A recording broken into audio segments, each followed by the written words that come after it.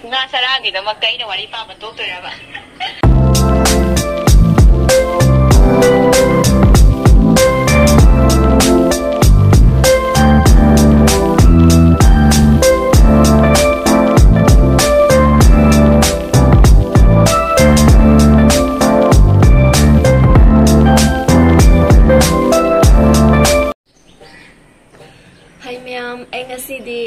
Comment da ma'am ने पिबिरा पल दगी अमा खंगा चरे मणिपुर स्टोरी कलेक्शन गे नरेटर ओइबी यमनाम दिव्या लक्ष्मी दो अदुदा कॉल तौगे अदुगा करी करी तौगे हाइबदो येंगसे आइदो मागा अमुक तो सुवाई साननजे बको अदो आइना आइगी मानबी तोंदोन दगी नंबर से लौबने अदो मा आइना हाइदो कोनो दे हाइगे बने बा तोंदोन गतिना बने बा अदो येंगसे अयुक ने आई हौजिसे पुंग कइनो ता दसु ngai निपान ता दसु ngai रे अदुम मी फोन पाइरकनि पाइबोय हाइबदे सु खंगदे बको अनि अंगांग ए मागी से अंगांग जाना एंगोंदा सेव तौबे अंगांग हाइदो खरिन मागी अयुक ओबनिना मी थबक सिनारमदि नट्रादुना आई ट्राई दि तौगे अदुबो पाइरक्ट्रगना पाइरक्ट्रे पाइरादि आई मंगोंदा गसिदि हाइदि wari paba to ai win pare hai gi bu ko adu yeng se ai tawrage ko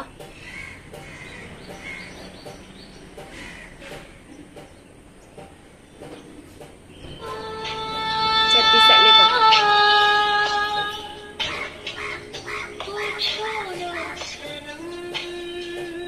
ise ye de da pa jabam happy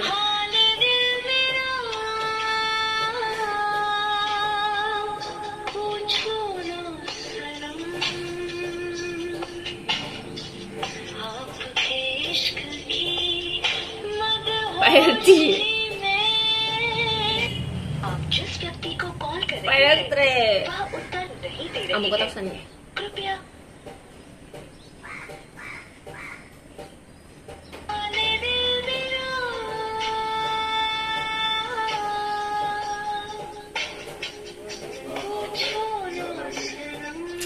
तुम होगला pagi saksi musla ta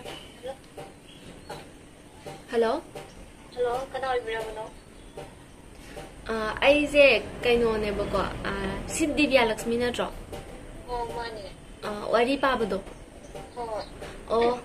ai do nang ge fan ne ba ai do nang wari yam sana ning bai tare adu gi sum call tarak pa ne wari sana ba yani na hoja hoi yani kai doramino cha to puli kon thenge to mane Ado wari sana boy na ay sinawala kaino masum hangge ba kaino Manipur story collection do mi atopa nere tadi law ba yara roi draba khangde bodde ay do wari yam paninge ba ado Manipur story collection de yam paning ba hay tare ado nangam ta hay bi kera ba khangde ado de moi edit do ado do ina hinawa ado de aina aido nahando haipetangdi hange boko darundo aduda moigide kaino narrator do ani sidagi hena thammoi kholoi dumaina harakpa aduda aido aina yam paninge kamain tongni haibada akoi gi sidi ani side amatu amatungda lawdo mangai natradi lawroi kholoi na duma haire boko ado aije wari do yam paja ningbanina Divya Lakshmi je wari atopa dari para roi traba. Ai de atopa ni para ko. Ai de hani mes de da ni na adu mai para ni kan. Ni la ni ye para ni kan de ba. Atopa gi di hairak tra. Atopa gi di hairak de. Hairak pa di lai ko ko. Adu moi chena da ma ni kai man no di khang je ba isu mon hang na le interest sai ta bai na. Pabi ko hai ko lagi do aina ya di deba ai do yam pazen hai tare do Divya Lakshmi se Manipuri story collection lagi to padi aroi dro ado Divya Lakshmi gi mahut ai wei sin aura ge ba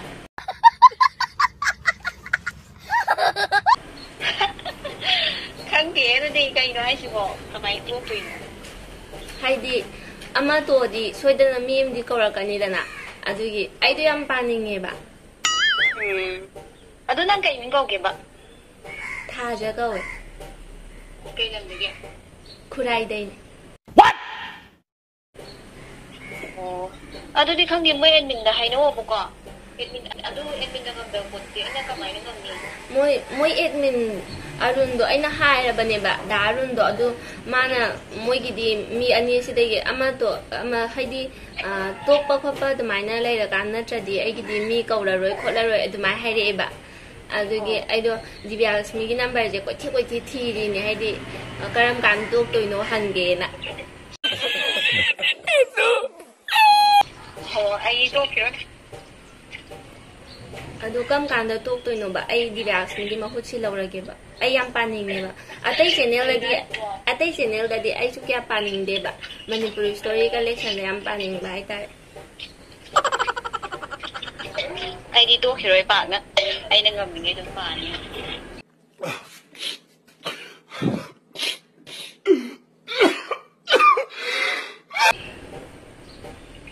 Kay gino ako gi chu kita khan biu ko daraga Kay nói boy kya. Asing bay ne wari pa janin ba me amam ju lai di alu ne te me am nam ta to roi tau lai ra di kamai tau du ato pa chinin do ayim ta paning di ba Không lẽ tôi đi ahay ba mayam di na sum pa lai ra di hay ta ba mayam di kamai tau ni Ado mo hana fazada ta kay no tawo ba. Haidara ka yengo ba. Noi na mo ani di hen lawroi na ha di kay di pai dai mo na ngam me ko na di kamay na ngam niya. ai do hai ba darun du da kri ta abane ba amtang pa jege oi ru chance am bibiyo na adu moi hai je moi noi ani pa ba du dagi ama to di chancing ba du yai amta tok tri bani na chancing ba du ya gi roi hai ba ado Divya Lakshmi do ado ai gi da makta khalaga matam kitang tok pi ro ba ai to amura ni tang parama ga oi so ai tok jage ba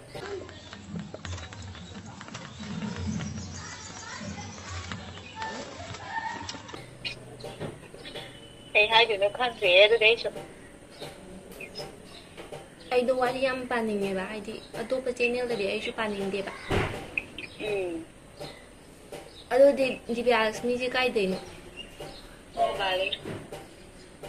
ado nang wari pa ba do to obo ko ai nang gi da ma ta nga le ga la ke hai Nga saragi na magkay na wali pa matuto na ba. Sorry.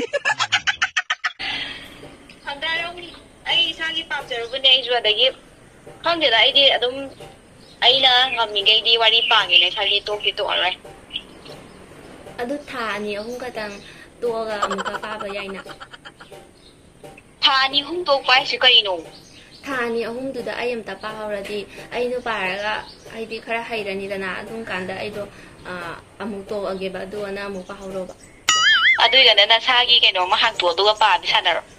ado ai di ato pa chene na pa na hango do ga wai thala. ai do to pa channel da lu paning di ba Manipuri story collection da yam paning e ba ado pa ge na darun da hai re darun na noi ni tok tra di pa ba ya roi khoi di mi lau la roi na hai re ba ado ai na Divya Lakshmi je hepe tang hang na ke na dumai na hai ga darun na moi ka wari sana ro dumai na hai rak pa ne ba du ai na nang gi number je ko chi thi ba ne ba ama ichal du di phang dre ba my number se tu nang gi number phang ba gi na wonda taw re ne ba nang do group ta gi mina group ta gi si number si ne na dumai hai khang de ju Ay kay group to siya ka kamay group hai je mina pirak pa ne ai gi imana ba group ta gi mina pirak pa ne ha ba khang de ai story gumba gi group yam yawe ba ai je aduda aina adugi group sing du da hang ba ne ta Divya Lakshmi ga isal gi number yauna bro na hang ba aduda imana bi mana mangonda yawe herak pa dagi ai ngonda du main taraga pirak pa ne ba ado Divya Lakshmi ai hayeng do ngara nang chaning bam haro leira pura ge aduga nang do thamu tang Gary. khai ba na te ai yam pam ja ba ne Manipuri story collection da ai do ai yam pa janing e ba Adu kay di upay lay. Ay su to rồi. Upay am tau biyo to piro ba ai parage. Chena nan na lay mani re ta su to hai su kay no ba to. Ado Divya Lakshmi na thawai yam yawaragana topa channel da ngahak tang oiru su pabi. Topa channel di kay paro mama so. Hai re ni topa di paro. Atopagi paroi do oragana lepiro ba ai tha mani tang oiru su pajaram ge ba.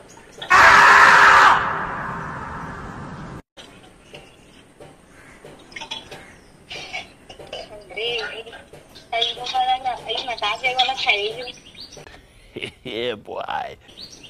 Khai ba nati ai do nangi number thi ba dane ngarang dagi cha ka cha boi cha da boi tawri ba ne ngasi sak yam lama jani hayang ha pura la age aduga chaminare se ai wari do pa hawage tha ani khatang oiru su pa hawage adu matung nam pa ba.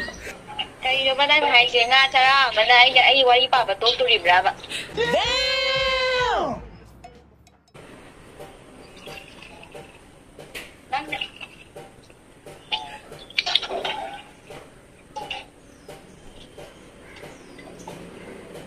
Yamingri ra ba aina su phajana haijai jibo.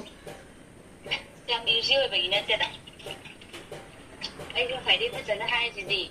Ai jo to pa chena ji pa ba sunga moi ms ga gi to ko sunga moi.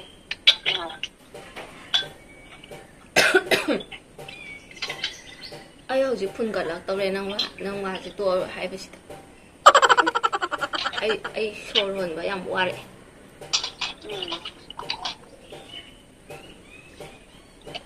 Ai thamage ko chang jung ngam ga nei ni bai.